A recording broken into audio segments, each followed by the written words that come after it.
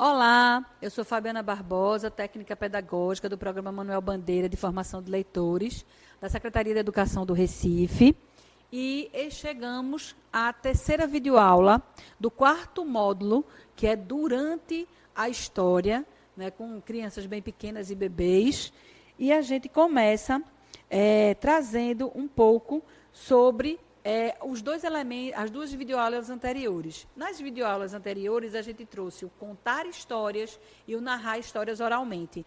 Ambos são práticas que são feitas sem a presença do livro, né? E agora, a gente começa com a mediação de leitura literária, ou seja, uma prática com a presença do livro literário. Para isso, eu trouxe hoje para vocês um livro que me emociona profundamente, que é o livro chamado Algum Dia. Algum Dia. Algum Dia, Martins Fontes, Ellison McGee e Peter Reynolds. Um dia, eu contei seus dedos e beijei um por um.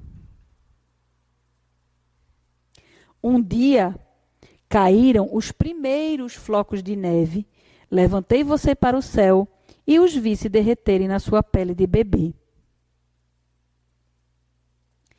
Um dia, atravessamos a rua e você agarrou minha mão com força. Então, você era meu bebê, agora é minha menina. Às vezes, quando você está dormindo, eu a vejo sonhar. E sonho também. Que algum dia você mergulhará na água fresca e límpida de um lago. Algum dia você encontrará numa floresta e você entrará numa floresta escura. Algum dia seus olhos se encherão de profunda alegria e brilharão. Algum dia você correrá tanto e para tão longe que sentirá o coração pegar fogo. Algum dia você balançará alto, mais alto do que jamais ousou balançar. Algum dia você ouvirá algo muito triste e se recolherá pesarosa. Algum dia você cantará uma canção para o vento e o vento levará sua canção para longe. Algum dia ficarei neste terraço vendo você acenar para mim até desaparecer. Algum dia você olhará para esta casa e se perguntará como algo tão grande pode ser tão pequeno. Algum dia você carregará. Algum dia você carregará um pequeno peso em suas costas fortes. Algum dia verei você escovar os cabelos de sua filha.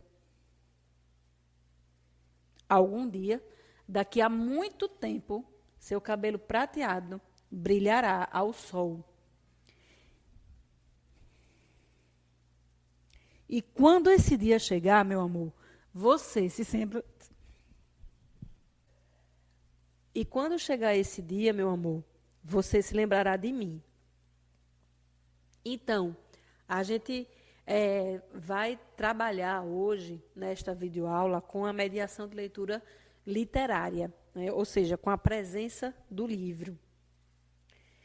Bom, a gente também, assim como a gente fez com os momentos, né, de contar e narrar sem a presença do livro, quando a gente estiver trabalhando com o livro, a gente também precisa definir o propósito dele. Se a gente vai trabalhar com a mediação de leitura literária ou se a gente vai trabalhar com a prática de biblioterapia. Bom, a mediação de leitura literária com bebês e crianças bem pequenas, ela tem uma clareza muito grande. Ela é uma ponte para o conhecimento, e principalmente para a afetividade. Tá? E esta apresentação de hoje, esta videoaula, ela está baseada em 4 grandes pensadores, né, pessoas que estão pensando a leitura na contemporaneidade. Né? Maria Emília Lopes, que a gente já teve, né, uma videoaula sobre os trabalhos dela, Yolanda Reis, Evélio Cabreiro Parra e Mariane Wolff. Bom, a mediação de leitura literária, a gente vai trabalhar com algumas perguntas, porque muitos desses autores, esses e muitos outros autores, eles dialogam, né, sobre a mediação de leitura. Então, para que ler para bebês? Primeiro, necessidade vital e evolutiva. Então, os bebês são ávidos por escutar o idioma que canta.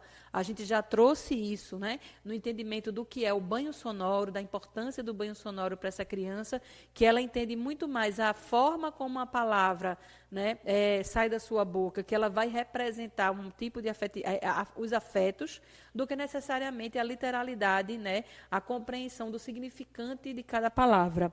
Então, a língua, ela vai trabalhar com a língua em sua versão mais rítmica. Né? A literatura, especialmente a poesia, é fascinante para as crianças, porque elas nascem, né, como ouvintes poéticas, né, as crianças. Então, elas têm uma facilidade muito maior para compreender a fabulação, a poesia, a poética, né, que existe na vida cotidiana, no olhar que ela existe na vida cotidiana. Tem um grande poeta que é o Manuel de Barros, que representa muito, de uma forma muito delicada, genuína, né, o olhar, né, que a infância tem sobre a vida, né, e o olhar poético, né, na verdade, que a criança tem sobre a vida. Então, ler para bebês é também alimentar o âmbito emocional e psíquico, né, dessa criança. Então, a voz poética presente em canções de niná, em cantigas, histórias orais e em livros é fundamental para o desenvolvimento psíquico da criança. Além do psíquico, por quê? Porque elas estão diretamente atreladas à afetividade.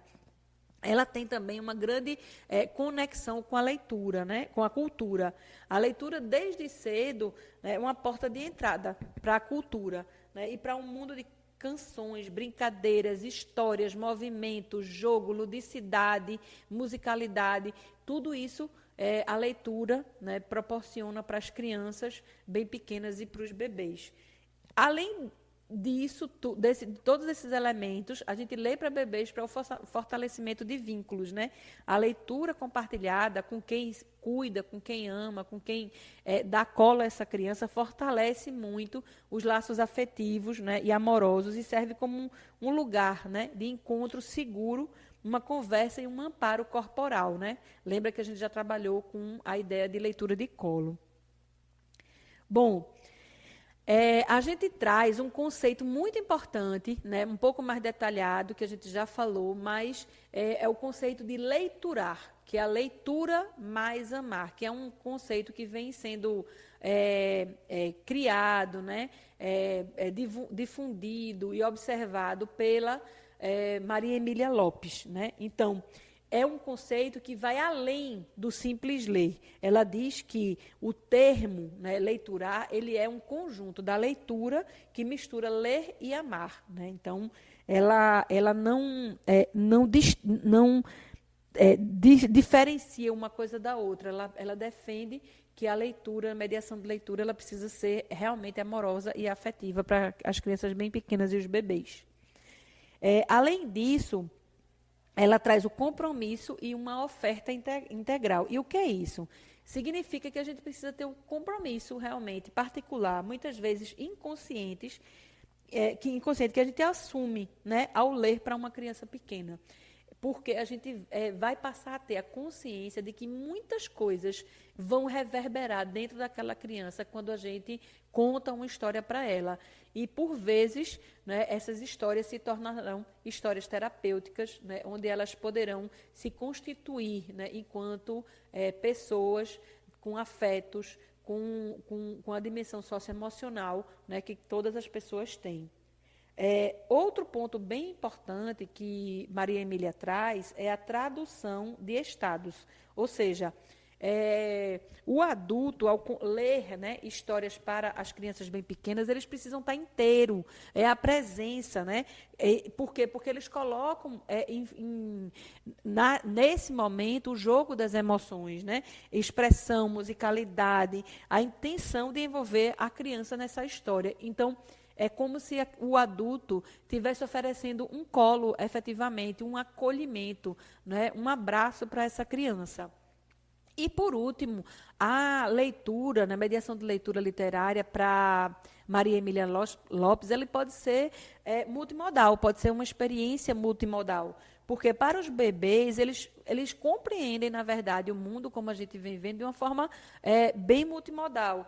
O leiturar proporciona não apenas o conteúdo literário, mas também afeto e segurança psíquica, né?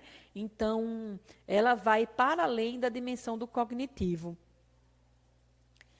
Bom, já a Yolanda Reis, para a mediação de leitura, ela traz a ideia do triângulo amoroso. E o que é esse triângulo? É a criança, é o adulto mediador e é principalmente o livro, né? Então, a experiência de leitura literária se forma quando essa criança está sentada no colo de um adulto amado, posicionada entre o livro e o corpo desse adulto. Então, esse processo, né, essa situação, né, de colo, de acolhimento, ela diz muita coisa para a criança, né? É onde ela vai se sentir segura e protegida e também onde é permitido ela expressar-se quem ela é, né? Então, além disso, a Yolanda Reis, ela foca muito na voz guiadora, né? Ou seja, na forma como a gente apresenta essa história, porque tem total relação com o banho sonoro,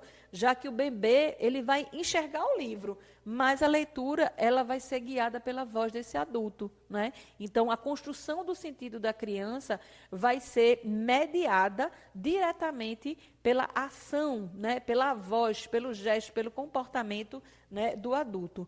Então, para a Yolanda, a gente pode sim superar muitas barreiras, né, porque esse processo de ler para os bebês vai quebrar, né, resistências dos adultos em relação ao livro. Especialmente na América Latina, onde a gente tem, a leitura pode ser vista como algo que não é feita para todos. Em geral, a gente precisa ter a consciência de que o acesso ao livro, a leitura, né, a literatura, ela pode sim ser feita, deve inclusive ser feita pelas escolas, porque muitas vezes essas famílias não têm acesso ao livro.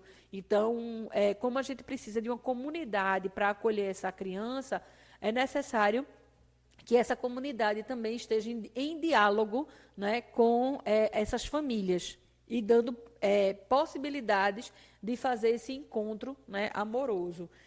Uma coisa é a professora, a cuidadora, né, ler para a criança, mas o mesmo livro ele tem uma outra dimensão quando esse livro é lido pela mãe, quando esse livro é lido pelo pai ou pela avó, né? Então, ganha uma dimensão afetiva muito maior para a criança.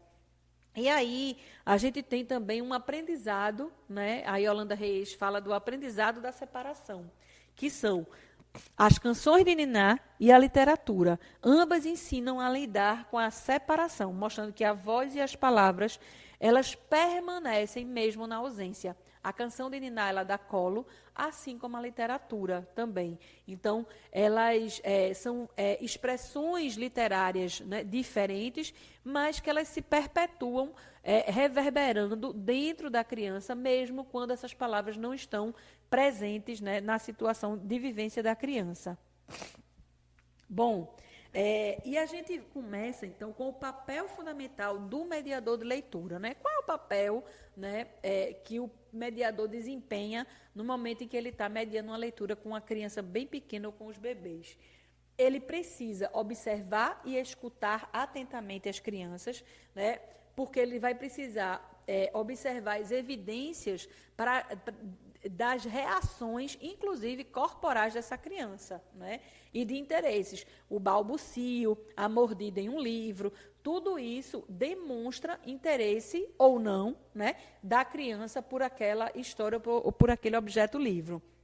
Então, para isso, ela sugere que a gente selecione realmente bons livros, que a gente já viu isso, né? Que são livros que precisam ser provocadores, vamos dizer assim, dos leitores, dos ouvintes, e que sejam livros que permaneçam em sua memória, para que eles consigam estabelecer a relação entre o que eles leram e as vivências cotidianas dele, né? E que não sejam estruturantes para o percurso de leitura.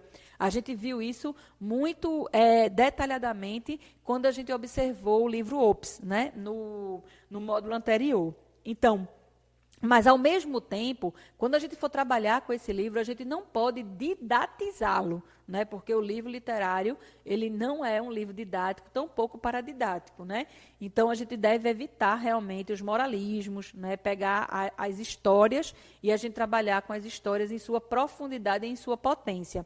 No próximo módulo, em outubro, a gente vai trabalhar exatamente com as perguntas. O que é que a gente vai fazer depois da história? Necessariamente, a gente não precisa ter uma atividade, né, prática, né, tangível, mas a gente pode estabelecer, por exemplo, uma boa roda de conversa, e essa roda de conversa precisa também ser planejada, né?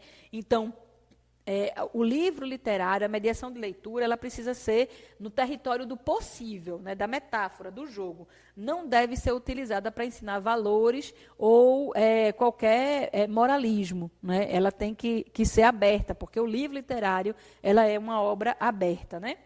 Então, além disso, a gente precisa incentivar, né, a participação das crianças e dos seus cuidadores nesses momentos de mediação de leitura, né? Permitir que as crianças interrompam, expressem ideias, conversem, porque é a visão dessa própria criança, né? Que elas evoquem as experiências que elas já tiveram, porque é assim que elas vão construir os sentidos, né, próprios daquela história, e a gente precisa respeitar esse processo. E, por último, no papel do mediador de leitura, a gente precisa estimular a reflexão e a troca. E aí a gente vai entender um pouco melhor, no próximo módulo, o que é essa reflexão, para que a gente pode fazer essa reflexão, que é exatamente o desenvolvimento do pensamento crítico, né, e trocar. Por quê? Porque a gente tem que passar da racionalização para o raciocínio, né, para poder a gente avançar, né, ajudar essas crianças a desenvolverem suas competências, né, de pensamento crítico, né? Então, é importante que, desde muito pequenas, os ambientes eles sejam convidativos à reflexão e ao diálogo. Bom, a gente, só retomando um pouco e rapidamente, como é que a gente escolhe livros para bebês. O livro ele tem que ter musicalidade e poesia, então é importante que a gente analise o texto em si, né, as palavras, ou pelo menos a narrativa, mesmo que imagética, tá? Os livros de poemas, por exemplo, eles são altamente recomendados e poucas pessoas se sentem à vontade de trabalhar com esses livros, porque ainda os adultos mediadores, eles ainda estão muito no âmbito da cognição, do entendimento, quando, na verdade, a poesia, né, ela é muito mais ampla e ela é muito mais esteticamente convidativa para a criança, que já está mergulhada nesse universo imagético, né, e criativo, do que necessariamente o adulto. A gente precisa observar as imagens, né, e fazer observações, né, porque a poesia, atrelada à observação das imagens, né, porque ela vai trazer essa potência.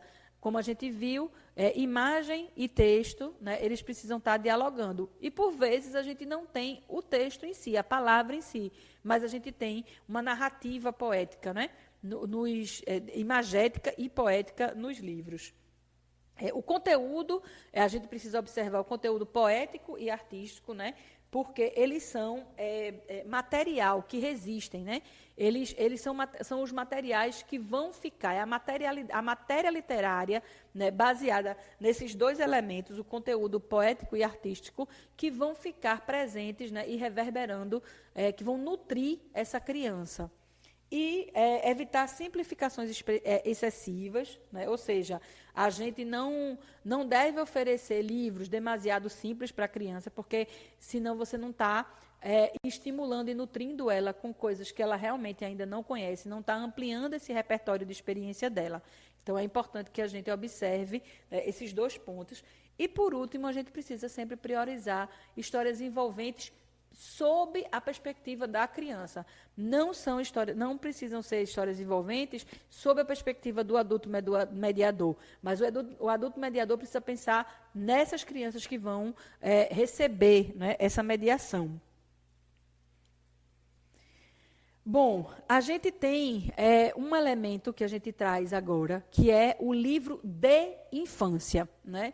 Existe uma professora chamada Maria José Paulo e uma estudiosa chamada Juliana de Pádua, que elas trazem o conceito, né, da gente não trabalhar mais com livro para as infâncias, mas a gente trabalhar com o conceito de livro de infância. E por que elas fazem essa mudança, né, do conectivo? Porque elas dizem o seguinte: escolher a expressão literatura de infância é afirmar uma perspectiva ética e política. Ao invés de posicionar a literatura como algo para a criança, como destino, técnica ou ferramenta, propomos pensá-la de infância. Ou seja, é um gesto que emerge da relação da escuta e da presença entre esses sujeitos, tanto quem faz o livro, o mediador, como a própria criança, o próprio bebê. Então, trata-se de deslocar o foco da produção dirigida para uma produção partilhada, que reconhece o bebê e a criança bem pequena como sujeitos de linguagem capazes de fruir, afetar e co-criar a experiência literária. A preposição de não indica posse, mas ela indica vínculo com a criança. Né? Assim, literatura de infância resiste à lógica da adequação e da funcionalização, abrindo espaço para a potência do sensível, do silêncio e do inacabado. E uma escolha que sustenta o direito de existir na linguagem infância desde o início. Essa mudança é bem importante, porque a gente vê que os currículos, né, principalmente na primeira infância, eles são currículos fundamentados na ação do adulto, né, para a criança. Então, a gente precisa realmente começar a pensar numa lógica inversa. Né? O que é que a criança está me dizendo, né, desse livro, dessa literatura? Então, a gente aprender a olhar as evidências e as formas de comunicação e que a criança traz a partir dessas experiências é bem importante, porque a gente vai poder construir isso junto. Não somos nós, né, os adultos, que vão somente eles determinar aquilo que a criança vai consumir, mas a gente precisa começar a pensar nesse fluxo inverso daquilo que a criança está nos dizendo. Né? Então, alguns erros comuns que acontecem na mediação de leitura para bebês e com crianças bem pequenas. Por exemplo, a visão utilitarista da literatura. Volto a dizer, a gente não pode didatizar a literatura. A literatura ela é encantamento, ela não tem certo e errado, né? Mas ela não deve servir à alfabetização, mas ela deve servir ao prazer, à fruição, à formação de leitores, né? Para a mediação de leitura literária.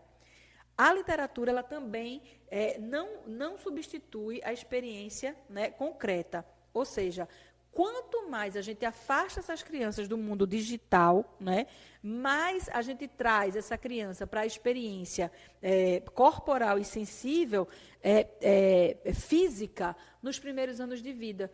Isso é fundamental para a criança, né, porque ela vai começar a desenvolver todas as suas percepções a partir do corpo. Né? E as emoções que ela vai construir são oriundas de uma resposta do corpo às situações vividas. A gente não deve confundir leitura com treinamento. Tá? A leitura na primeiríssima infância ela deve ser vista como vínculo, companhia e alegria. não como treinamento para uma alfabetização convencional. Então, leitura para bebês, para crianças bem pequenas, na primeiríssima infância, ela deve trazer muito o afetivo, nunca o cognitivo, né? Que é o que está presente na internalização do sistema de escrita alfabética, né? Para a alfabetização. A gente também não deve trazer aqueles livros que se esgotam, que não têm camadas de sentidos, né? Então, os livros de plástico e pano, por exemplo, que não provém a intermediação do adulto, tá? Então, que não prevêem, né? Eles esgotam-se rapidamente. Quando você tem aqueles livros que são só pontuados, por exemplo, com objetos, né? Sem uma narrativa por baixo dele, né? Sem um encantamento, sem uma metáfora, sem a fabulação, esses livros eles vão se esgotar rapidamente, né? Porque eles não têm exatamente as camadas, né? Que você pode ir e voltar, né, no livro.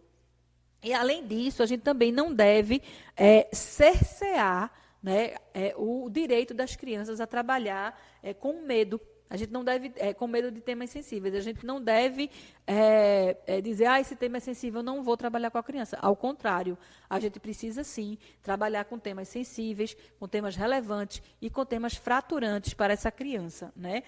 Suprimir temas como, por exemplo, morte, luto, sexo ou raiva na literatura impede o crescimento dessas crianças, né? Porque elas não vão poder ter acesso a um, vamos dizer, conteúdo que ela tem direito a acesso. Agora, claro, a gente precisa ter a sensibilidade de identificar qual é o nível de complexidade que a gente vai apresentar esses temas sensíveis, relevantes e fraturantes.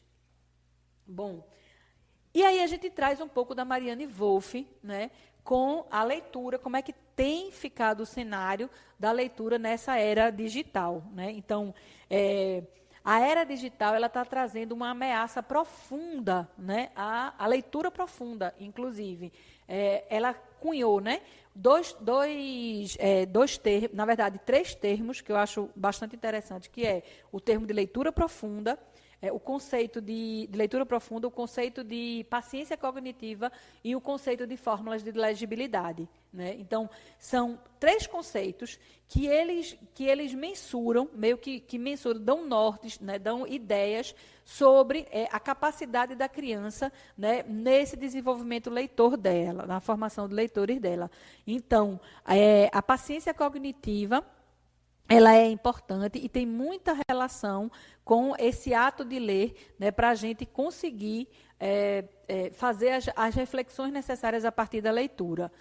O segundo momento é a leitura profunda, que é o nível de concentração que a gente precisa desenvolver quando a gente está lendo, né? Tem hora, a gente já vê algumas consequências, principalmente nos jovens, que não estão conseguindo ler, né, por muito tempo. Eles não conseguem ter uma atenção, manter a atenção, o foco de leitura, a fluência de leitura por muito tempo, exatamente por causa dessa era digital. E o último são as fórmulas de legibilidade, que eles trazem indicadores, né, do nível de complexidade dos textos.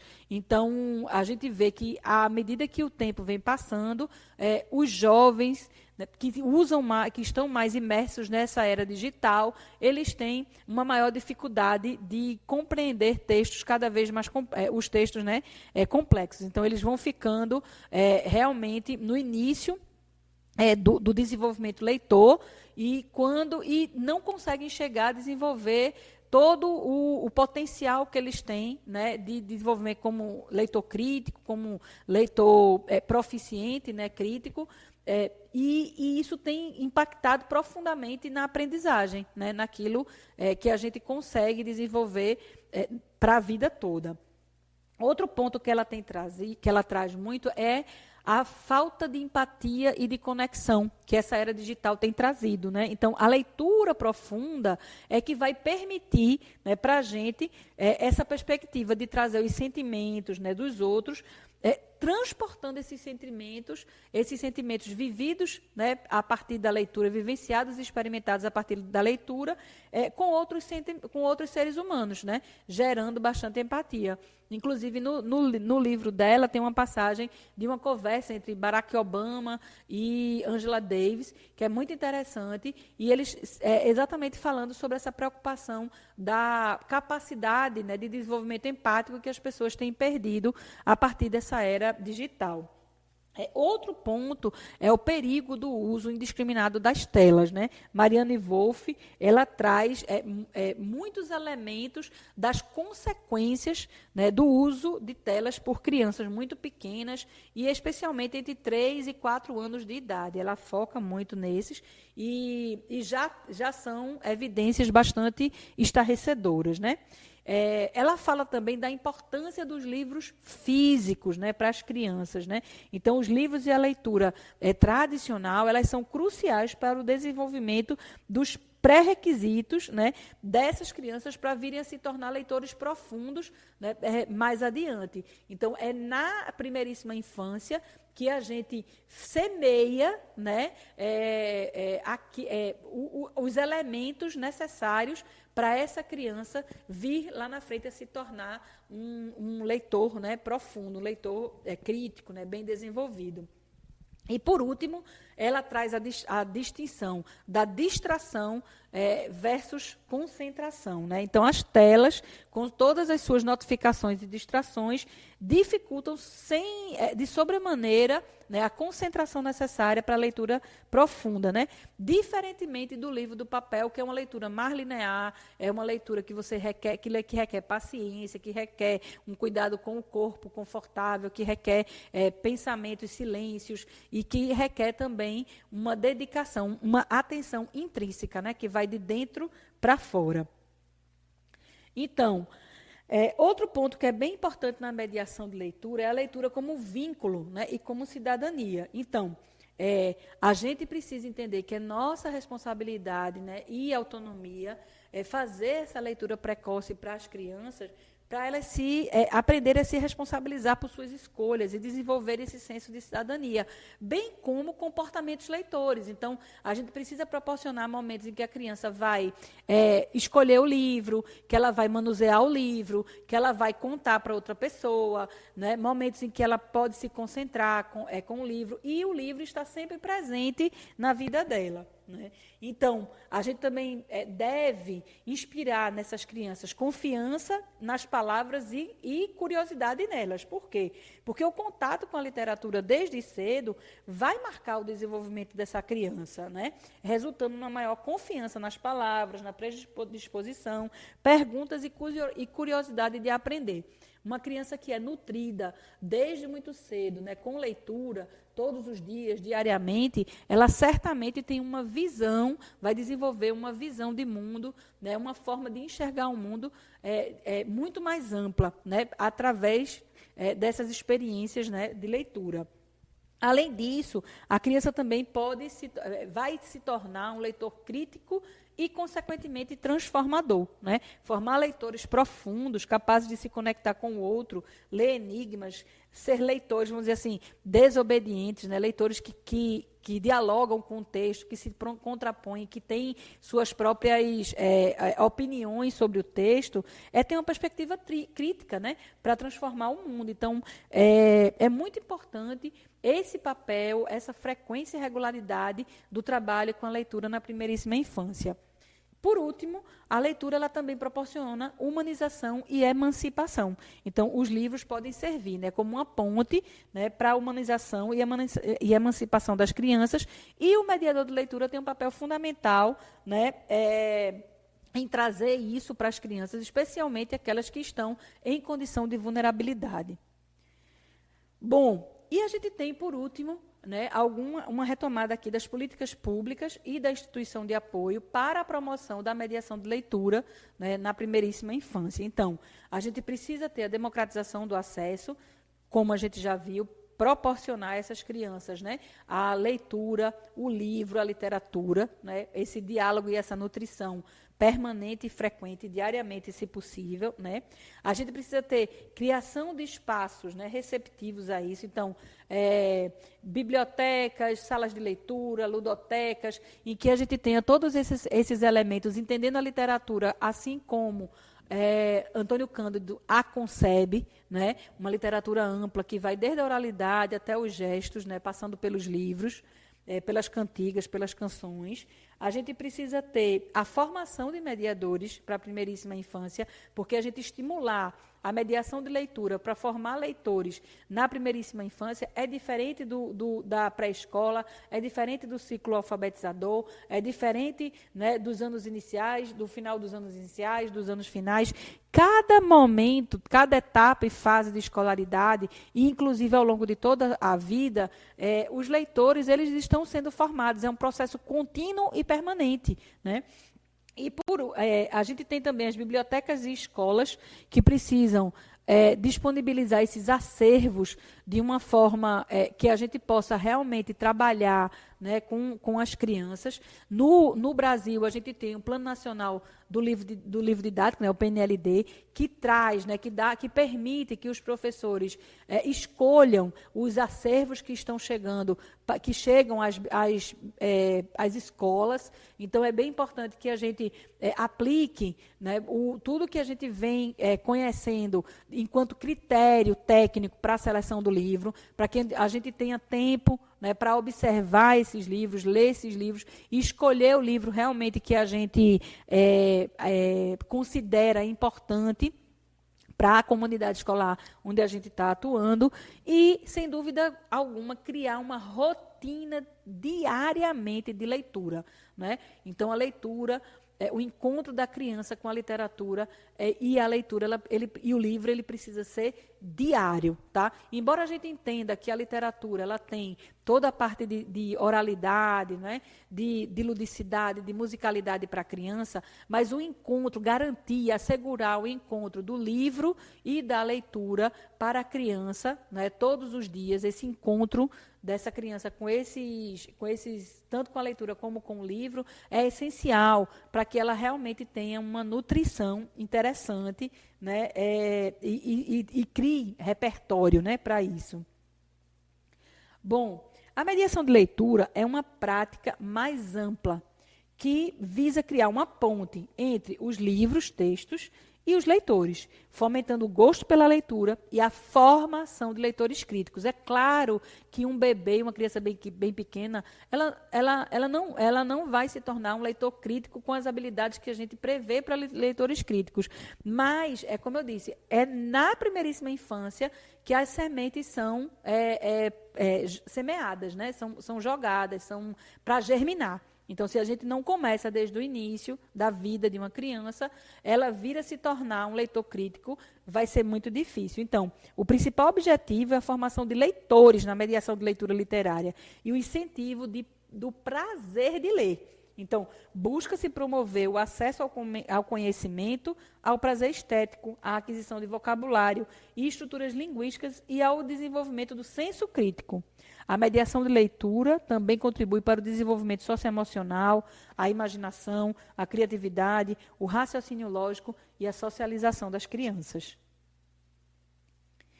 Resumindo, a mediação de leitura é um processo em que o mediador atua como guia, promovendo escuta, diálogo e apreciação literária, acolhendo diferentes interpretações e conectando cada texto à vida do leitor.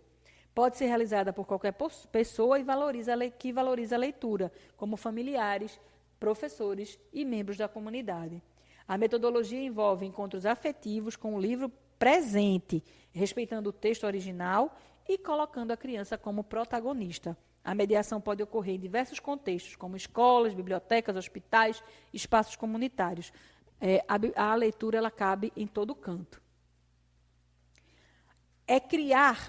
O momento de mediação de leitura literária com a criança é criar um encontro entre o leitor e o texto literário, despertando o interesse, o prazer da leitura e o desenvolvimento da imaginação e da linguagem. Então, o foco desses encontros está em apreciar a obra literária, explorar a linguagem, os personagens, os enredos, desenvolver o gosto pela leitura e a formação do leitor. Então, um exemplo bem simples de mediação de leitura é ler uma história com as crianças, conversar sobre o que mais gostaram e incentivar que conversem sobre a história, porque dialoga com situações, né, reais da vida de cada uma delas. Para o fechamento desta videoaula, a gente pede que vocês compartilhem nos comentários uma experiência de mediação afetuosa de leitura de literatura de infância, né, que você realizou. Assim como a gente conta com a sua contribuição, com a sua sugestão, com a sua, o seu comentário, para dizer o que realmente achou, né, dessa videoaula, para que a gente possa seguir para a quarta e última videoaula desse módulo, fazendo o melhor que a gente pode. Até lá!